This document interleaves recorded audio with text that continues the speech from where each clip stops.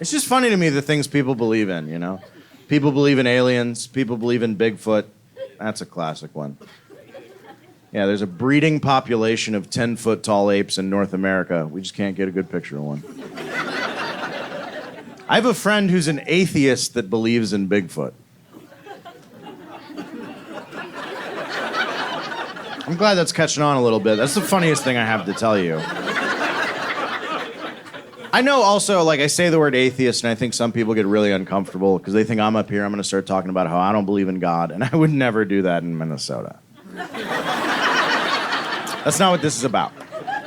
What I'm trying to say is, what kind of a person are you where you get God and Bigfoot explained at some point in your life, and the one that really resonates in your heart is the ape in the woods? That's weird, right?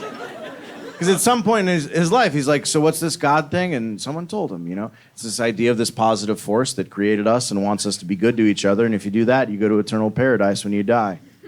Not buying it. What else you got for me? Okay, some people think there's a 10-foot tall ape that lives in the woods. All right, I'm listening. I like the sound of that better. Does it grant wishes? No, it's real sneaky. Might like beef jerky. We don't really know that much about it. No, I still like that one better. It's ridiculous to me. Because I'll tell you guys, as a skeptic, I think that God is more likely to exist than Bigfoot. Because you ask people that believe in either of those things what their qualities are, and people who believe in God will tell you, believe me, they will tell you. It is impressive. He's everywhere, he's invisible, he's all-powerful, he knows everything, he made all of this. He exists outside of the fabric of space and time as we understand it as mere mortals. And I'm like, okay, then it makes sense I wouldn't be able to find him. No one says any of that about Bigfoot. Like a little blurry, sure, not invisible. What I'm saying is when people say that they're going to try to find Bigfoot, they don't mean in their hearts. They mean they're going to go into the woods and look for poop and footprints. They're not going to learn to forgive. Just once, I want to meet someone that believes in Bigfoot with the right attitude. Because Bigfoot people always end up being like conspiracy theory people, and they're jerks about it. Where you're like, you believe in Bigfoot? Yeah, you just wouldn't get it. You just wouldn't understand. They're out there, but they're real sneaky, and the government doesn't want you to know. That's why they put fluoride in the tap water. Keeps you dumb. Like, all right.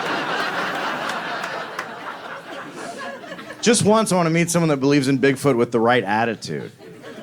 You know, where I'm like, well, when did you start believing in Bigfoot? And he's like, well, you know, man, I was going through a real tough time in my life.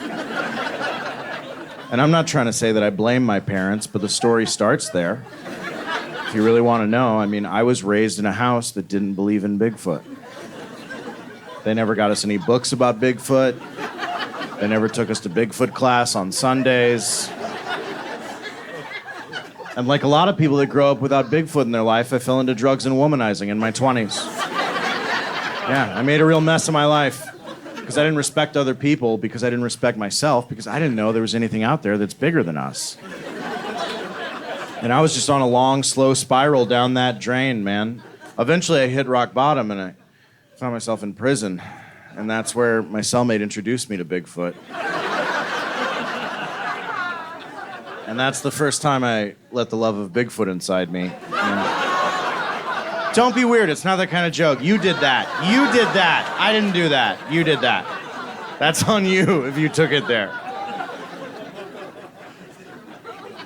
And then after that day, the strangest thing happened. My life started to change. You know, I left that life behind. I got out on parole. I reconnected with my kids. I started my own business. It's been pretty successful, and I moved to Los Angeles. And I never thought about where I found the strength to fix my life until one day I was walking down the beach and it hit me. I was like, how'd I ever turn it around? And right at that moment, I looked behind me and there was only one set of big footprints in the sand.